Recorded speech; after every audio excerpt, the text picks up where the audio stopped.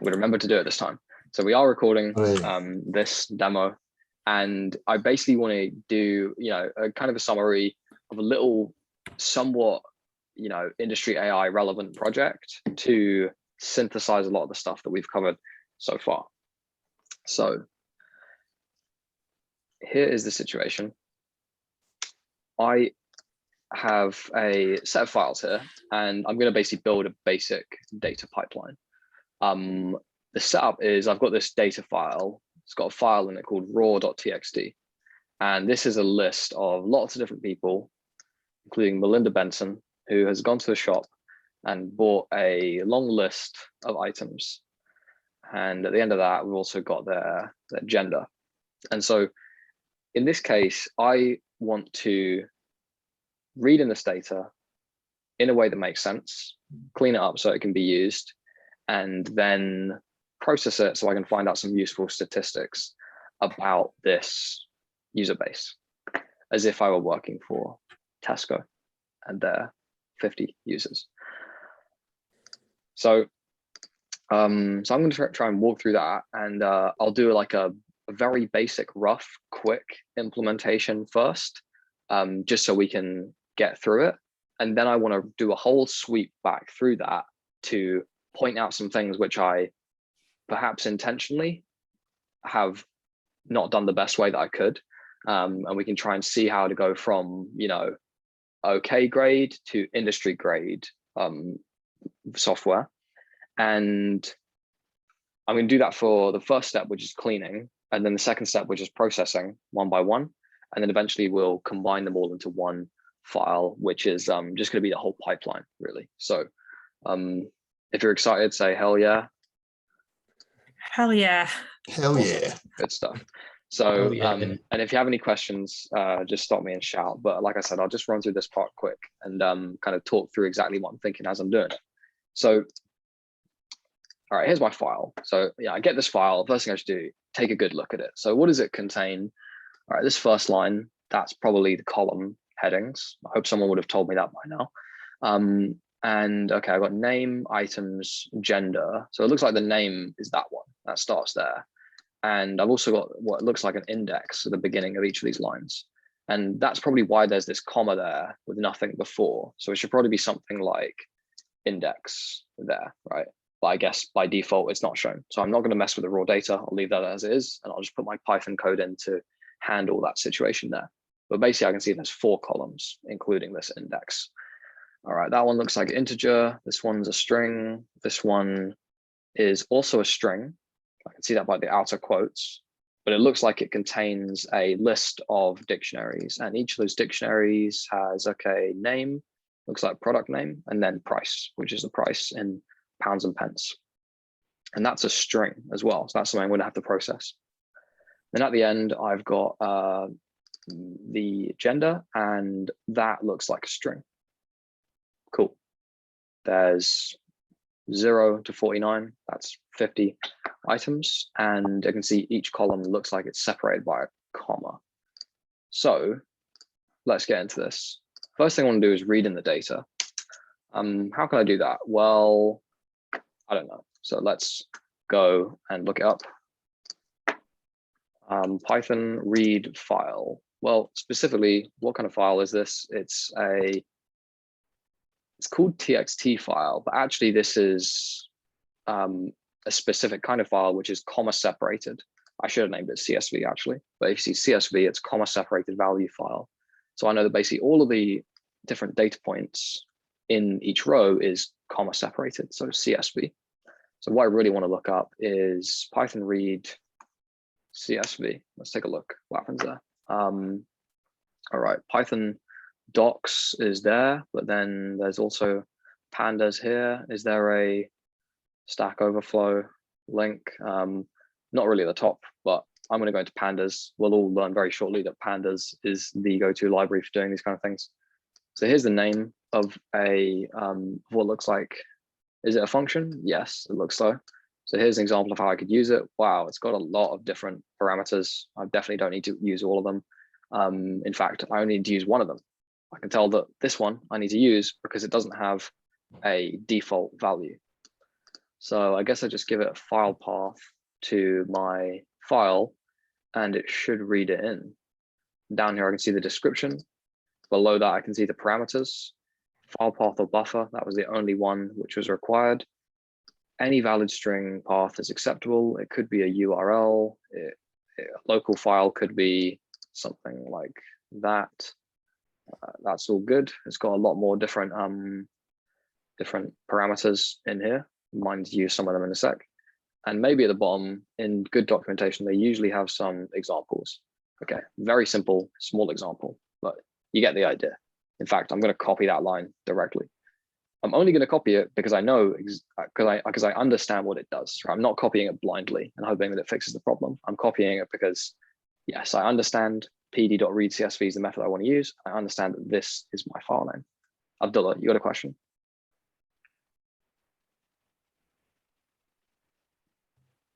Abdullah, do you have a question? Hello? Yeah, hello, testing. You're there. Yeah. Okay, cool. Yeah, I was wondering in the function definition above, you said obviously the first parameter is the only one where you're required to pass in an input. Mm-hmm. Are all functions that are like this structured like this? So initially you label all the required parameters and then the optional ones, or can? So this is really, so basically this is just what the point of this is, just to show these are all the parameters that it can take. So when I call this function, I don't have to put any of these in, any of the ones which have an equal some value, because that is specifying the default value for that. Yeah. So not all functions will have default values. Not all functions will even have any parameters. Some functions might have lots of parameters which are all required. But yeah, in this case, we got this one is the only one without a default value. Does that answer the question? No. I was kind of basically I was wondering if they all, say I have another function that's as big as this that has as many parameters, but two of them are required. Will they always be the first two and then the optional? Yeah, that's a great question. Yeah, sorry, I misunderstood you there, but yes, absolutely. So if you can give it a name, like if it's described as a name equals value in the definition, that means you can use it as what's called a keyword parameter, a keyword argument.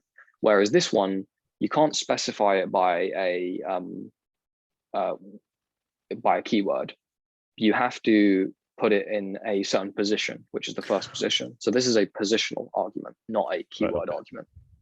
And yeah, positional arguments always come before keyword arguments. And if you don't do that, if you try and put a keyword, sep equals something before you have a positional argument, you'll get an error. Cool. Great question. Good stuff. So let's try and use this. I've still got it on my clipboard. So I'm going to go to cleaning.py, read in data, something like that. Okay, PD. What is PD? Where did I get that from?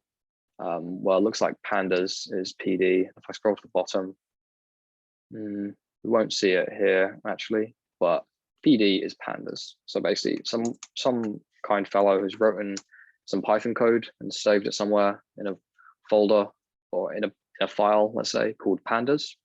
And I'm going to import that code. So I'm basically just reading that file. It's got a bunch of things defined in this file, and I can access them through the dot operator. So this thing is pandas, but I need to name it as PD. So that's the canonical way to import pandas. So there I have it. Just because I like to develop like this, I'm going to put these magic cells in here so I can break up my code a little. And all right, there's the first cell. Run that, see what happens. First attempt, name PD is not defined. So I need to, of course, run this.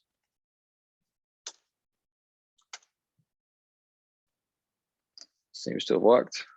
Run this. All right, now I get another error. No such file or directory, data.csv. Well, okay, is there data.csv? No, I forgot to rename it. So it's called raw.txt. Let's see what happens if I put that txt.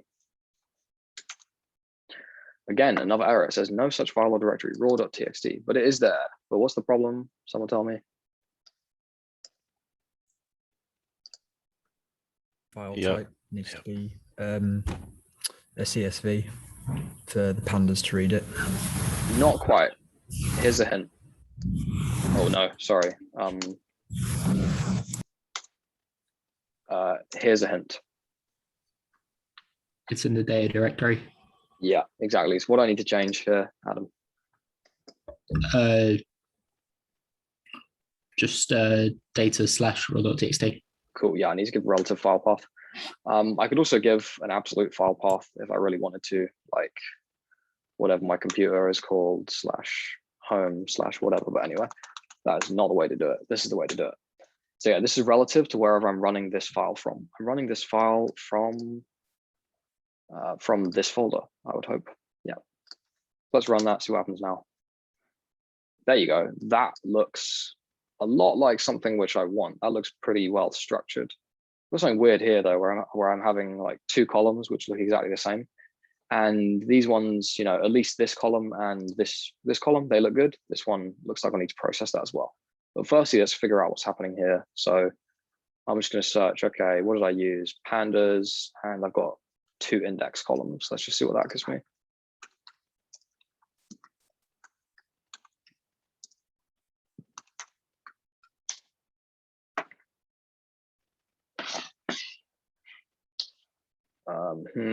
I don't want to know how to do it, but let's say, why are there 2 index columns?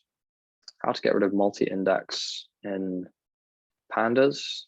How to drop a level from multi-index? That sounds like jargon. I don't know what that is. Okay, let's try a different search. Pandas remove index column. Let's take a look at that. Removing index column pandas when reading a CSV sounds like what I want. So okay, looks roughly right. Go in here. It says when writing to and reading from a CSV, include the argument index equals false and index call equals false. All right, so this is if I'm doing, this is if I want to save it to write it. This is if I want to read it. So let's just do this index call equals false. Again, I know exactly what it's doing, so it's fine to copy it. Let's see how that comes out. And it doesn't look like it's done it again. Index call equals false.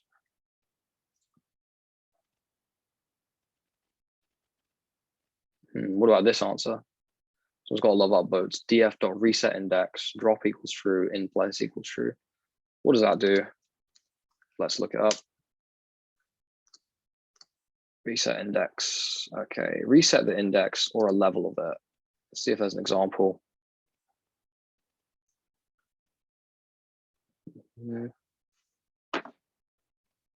Okay, so it looks like kind of here's their index column, and this one's actually got words as the index. And what I wanted to do was to kind of remove that column in my case. They've actually set it equal to something. So let's just try and do the reset index if we can now. First, I'm going to assign this to something. Call it a data frame, because if we print the type of it, you will see that it's a pandas data frame. So typically call it df. Let's do df.reset index. Let's have a look. Reset the index of the data frame. Let's remind ourselves of what this did. Okay. Reset index. Let's just see what happens if we call it. I'm really just going to run this and see what happens. Oh no, now we've got 3 of them. That's not what I wanted. So I'm gonna maybe I've got to reset index to a name. Maybe it's called unnamed. Is that going to work? No, it's not liking that. So I want to know. I'm not really getting anywhere with that, am I?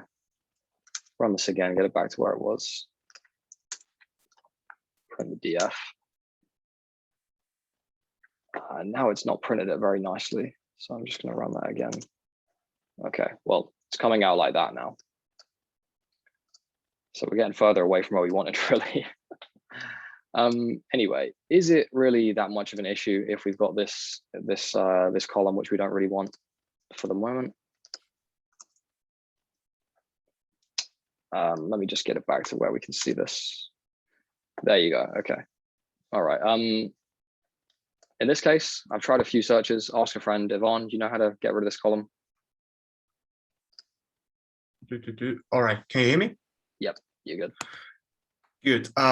So in this case, you're using index call false. Can we use what was it?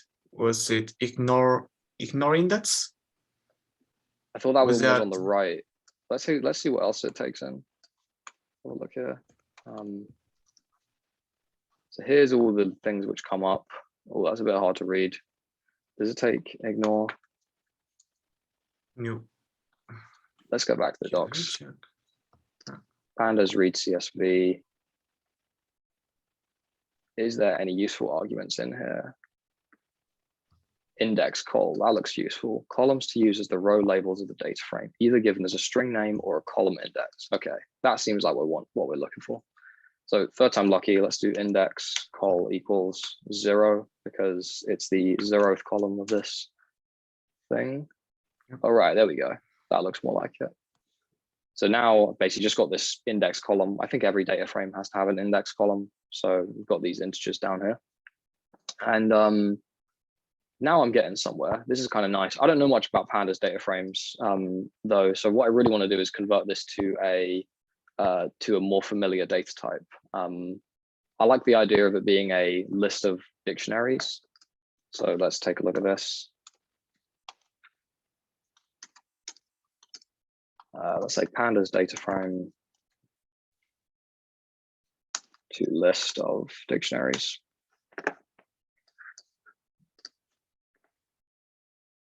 Okay, I want to translate it to a list of dictionaries. That's like what I'm looking for. Okay, .toDict records. So I'll have this as my data frame equal to that, and then I'll do df.to records. Oh, sorry, toDict records.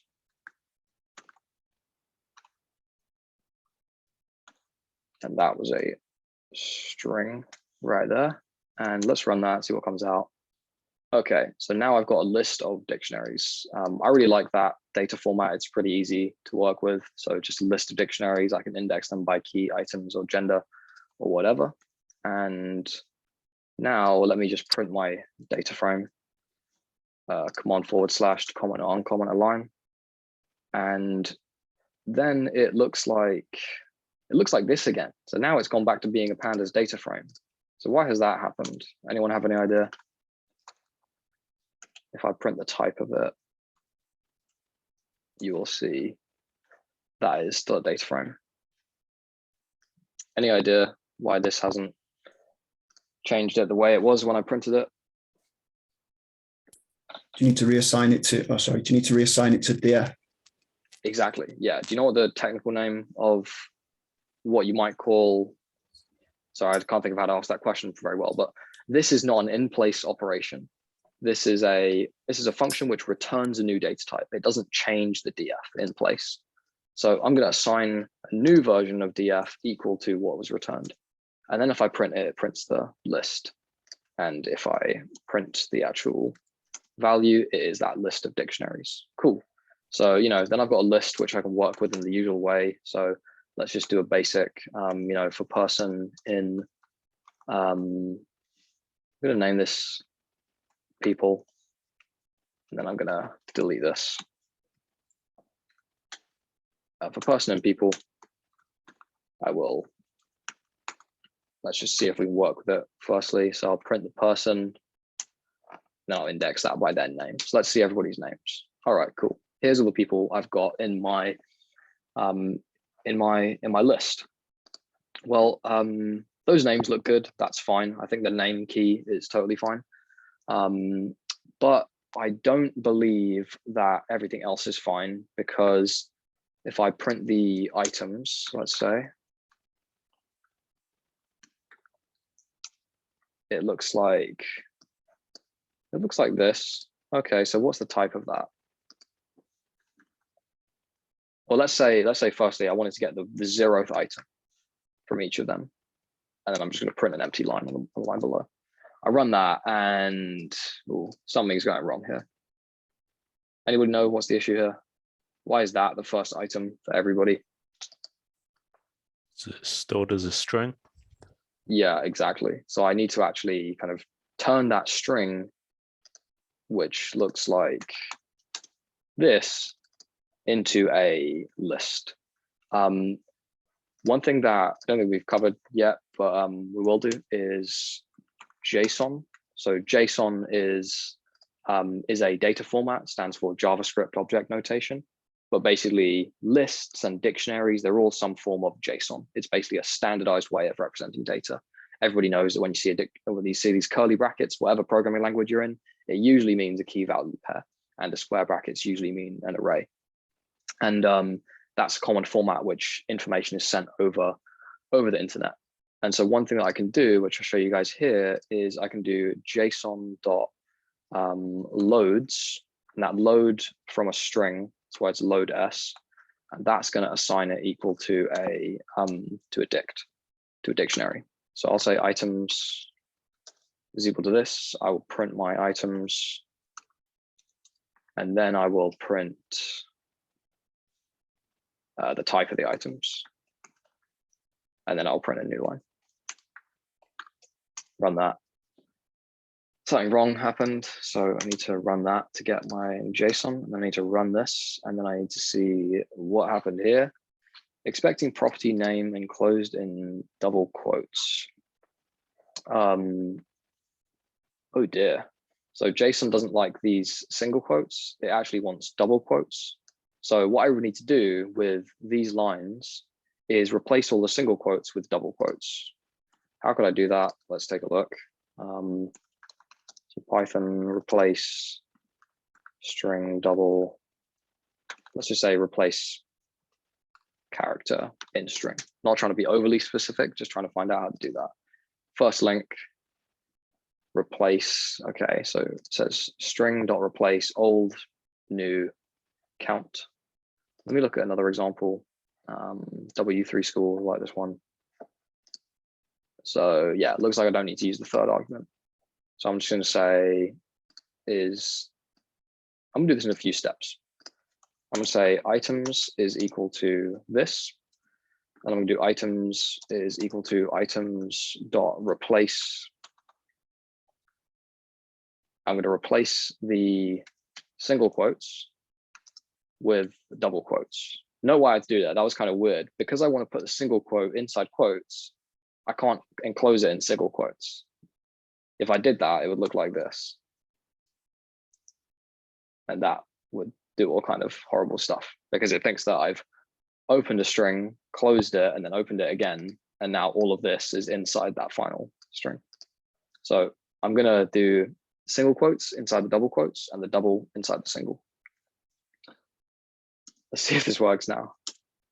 All right, running it, and then I didn't call this line. So I need to put my items in there. And okay, now we're getting somewhere. So now I've printed my items. Looks like this, just putting prints everywhere, totally fine. Printed the type, it's a list. And that's exactly why I wanted it. So now let's go a little further and say, for item in items, and I'm just playing around with the data at this point, just trying to, make sure I can get through it and make sure I can access everything I want to. For item in items, each of those items is going to be one of these. So let's just print it and then print its type as well.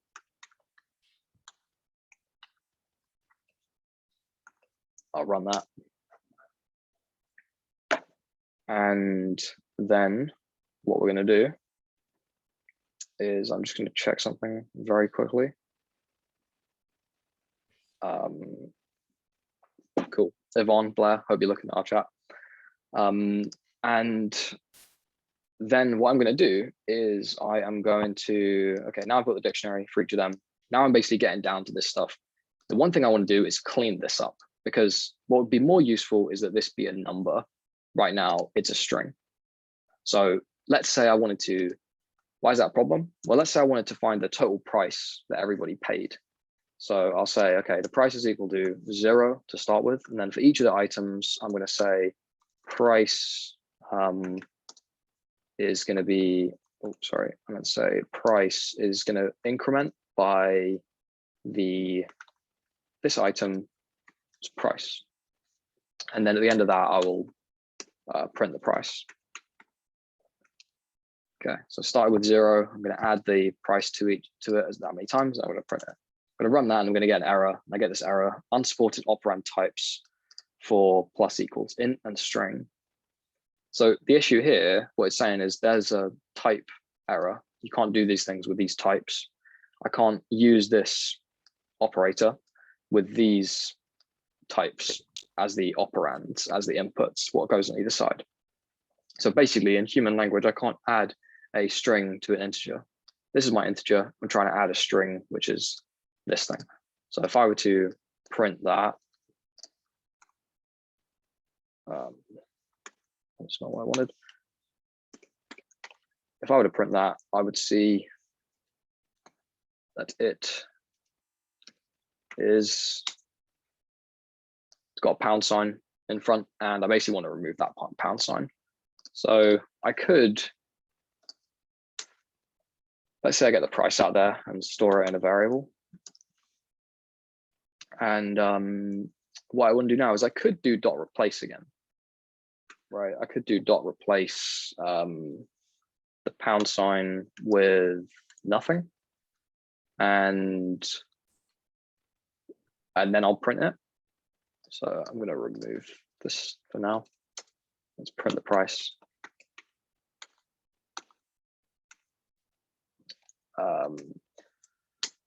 So I could just remove that. I could remove that price. That's fine. We'll take a look at that in just one sec. But I'm going to show you a trick which I really like to use often, which is like when I know that code is going to continue to run for ages, in this case, it's going to print all the items for all the users, I will just put a few random characters on the next line. That means I know if I get a variable undefined error, a name error, then I know that perfect, it stopped where I wanted it to, so that I know everything above is exactly what I wanted to print. It's all of this stuff and nothing more. So I really like doing that. So what's the price now? Well, the price is good. Doesn't have a pound sign anymore. So let's move this into my kind of testing block in here and run that and then see what happens. And then let's print the price over here. Okay, I've already made a mistake. But this is what I was trying to get to. So this is a problem because it looks like instead of adding the numbers, I've added this string on the end of the number. I've essentially added the strings. If you add two strings together, they're just going to combine into one. That is not really what I wanted. So did anybody see my error firstly? The price type is still a string rather than an integer, not an integer, a float. Yeah, cool. How can I change that, Amy? I'm not sure. I guess it would be something like str in bracket and then brackets, but I'd have to look it up. So not stir for string, but I want to go into a different data type. You're right. I want to do some form of casting, which is what you call moving between data types. So instead of, I don't want to make this into an integer. Sorry, I don't want to make this into an integer or a string. It's already a string. I want to make it into a float. So what I really want to do is remove that, and then I'm going to get this price, and I'm going to say price is equal to float price. That's just a built-in function. It turns whatever you give inside it into a float, and then it's going to print. And then I'm going to do something like this. The issue here, another issue which I was looking at, is that I've called this variable the same as this variable. So if I start off with this as 0, it's going to be immediately overwritten by this. It's never going to be equal to that. To that 0 value, it will immediately get replaced. So I'm going to call this something different. I'm going to call this total price, and then I will put that here as well. That's the only one which should be total price, right? Yeah. Okay, cool. So I run that now, and nice. I get my blocking error, which I like. And let me just print the the total price. And that's 322. What's its type?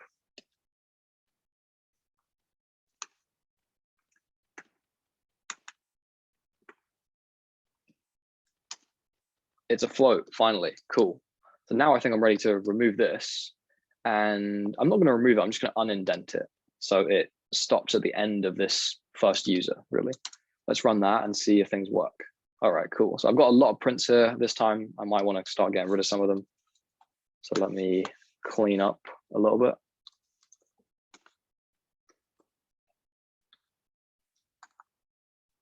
Run that. Cool. All right. So it looks like, sorry, I actually didn't want to delete all of them, did I? Okay. I want to keep the individual price. And then at the end of this, I want to print the total price. That's what I want to do. So here I had it. Here was my my prices, and all of those should add up to 2408. Okay. So what that look like? Is that right? Anybody good at maths here?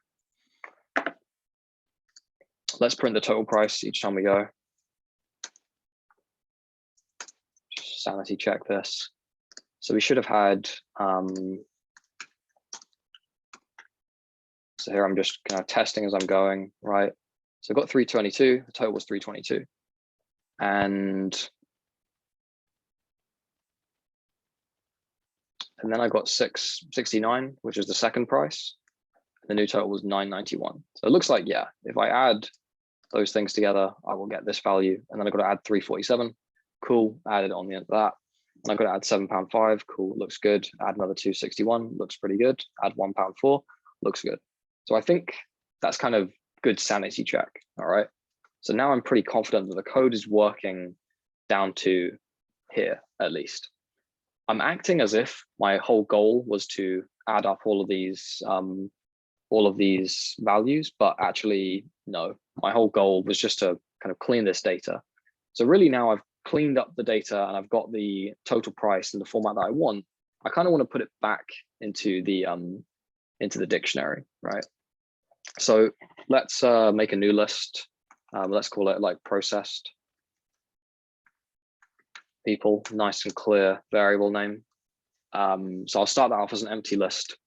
And then what I will do is every time I basically need to clean the items, right? I don't need to clean the name or the gender keys in this person dictionary. I just need to clean up what's in the items. So here I'm going to put something like processed items, and that's going to be a empty list, which I'm going to fill with the cleaned dictionaries, because really only each of those individual items needs to be cleaned. So I'm going to remove this total price. I don't need that anymore. And what I'm going to do is I'm going to say, okay, item, I'm going to set the price key equal to that price, which I've now, got out, removed the pound sign, converted into a float. And now that item dictionary should have that correct value. What I'll do is I will append that to my list of processed items. And then at the end of this, now I've kind of done all the cleaning and processing for the person. I will add that to my processed people list. So processed people dot append, can add something on the end, this person. But before I do that, I need to set this person's items equal to the processed items. All right, that was a lengthy process, but I hope it was well explained. So let's run this and just see if anything happens. Okay, nothing, no errors. So, I mean, I hope things went okay. And at the end of this, I should have a list of processed people, which should be a list of dictionaries, which has been cleaned. Processed people. There it is. Does that look good? Yeah, it looks okay. Are there any questions at this point?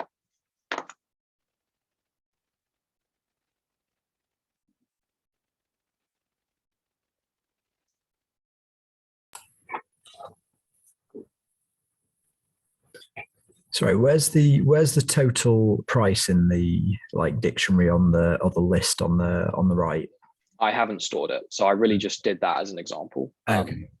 But yeah, why the main thing I was really trying to get at was just like, how do I make this data clean so that whatever I need to calculate later, I can do that, or I can hand it off to somebody. So really, I've just done some pretty basic data cleaning. All I really did at the end of that was remove the pound sign and convert the data type so it's what it should be. Okay, great. Yeah. Nice. All right. So I guess the next step. Thanks for asking that, Martin. Anybody else got any questions? Just shout. But next step is basically let's save it.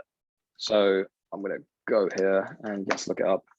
Python save list of dictionaries to CSV. How do I convert a list of dictionaries to a CSV file? That's exactly what I'm looking for. Cool. Very similar example to what I'm doing. Yeah, list of dictionaries, want something like that. Looks good. Okay, import CSV. Do something like that. Is there another example? I expect it to be a pandas example. So let's try and look up.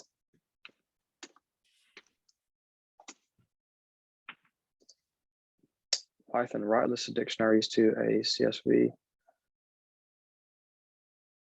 Okay, so TMP, what is that? Is that a data frame? Probably, because it came from pandas. So just do .to CSV, give it a file path. So here I am going to need to turn this thing back into a pandas data frame. Fairly sure that I can just do that by doing pd.dataframe, learn all about that later, and passing in the processed people, which is a list of dictionaries. And I'll just do df.toCSV, give it a path, which is in the data folder. I'm going to call it /processed.csv. Run that, see what happens, see if it works. That looks pretty good, I think. Cool. Yeah, now this column has become a string of list of dictionaries, but it's still an integer there with no quotes around. That looks nice. All right, I'm liking it. So is there anything I could do quickly? Maybe we'll continue this another day because this has taken longer than I expected. What I will do, just to round off this cleaning before we can get onto the other stuff later, is I just want to improve this code, right? So I should have this clean data. This is where that started up here. And this save the clean data, that's what happened down. I'll put it here. Cool. So I want to make this code a little better. I don't really like that it's all just kind of, it's just line by line run like this. Any suggestions how I could break this up, make it a little easier to read? How can I improve this code? Anybody?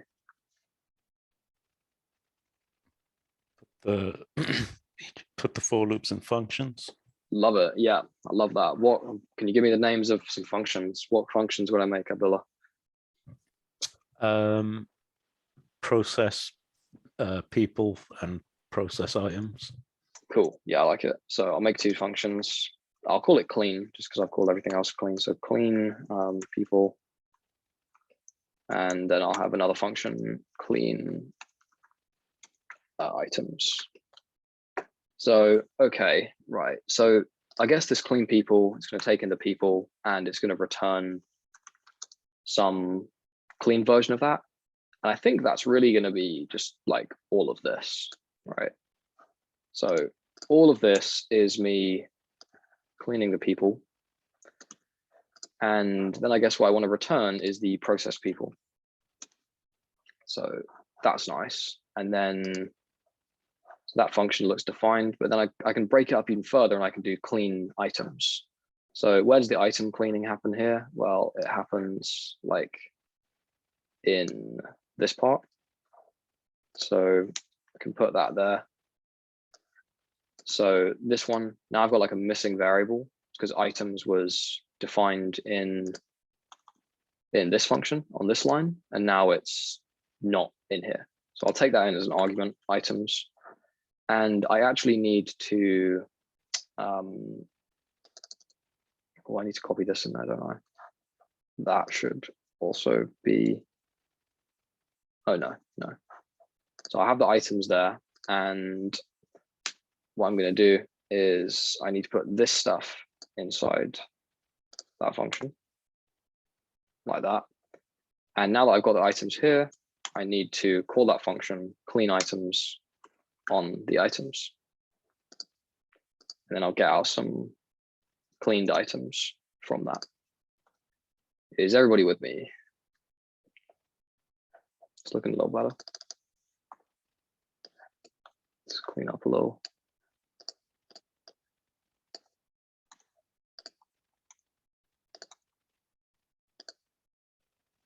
Cool, yeah, I don't really need those. All right, so I got the clean items. Yeah, this probably shouldn't be in there. This thing should return the processed items. And that line I just cut, which is assigning the items equal to the processed items, is what this should be. So that's the processed items that come out of that clean items function. Cool, that's looking a lot more, you know, a lot more broken down now. I can see, okay, all of this code relates to cleaning the items. All of this code relates to cleaning the people.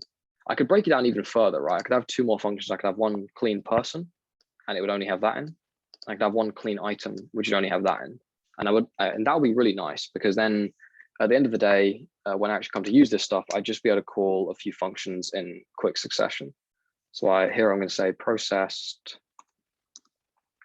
people is equal to clean people. And then I would only need to pass in the people there, I think. What's a good indicator for when you need a function? A good indicator for when I need a function, when a lot of code relates to one thing, is probably the first thing. Just that's like a readability criteria, right? If it's all related to the same thing, you may as well put it under one heading. And another kind of the other key point would be when you reuse something multiple times. So if it wasn't in a loop, maybe I had like two different cases where I need to do this, I definitely wouldn't want to have that code repeated exactly. I just want to define this function, and maybe I'll call that function twice. Cool. I hope that was helpful, guys. I'm taking up way too much of your time now, so I'm going to stop and we can continue this another time, or maybe we can do something more exciting. But unless there's any questions, I will let you get on with some hands-on programming together in your groups.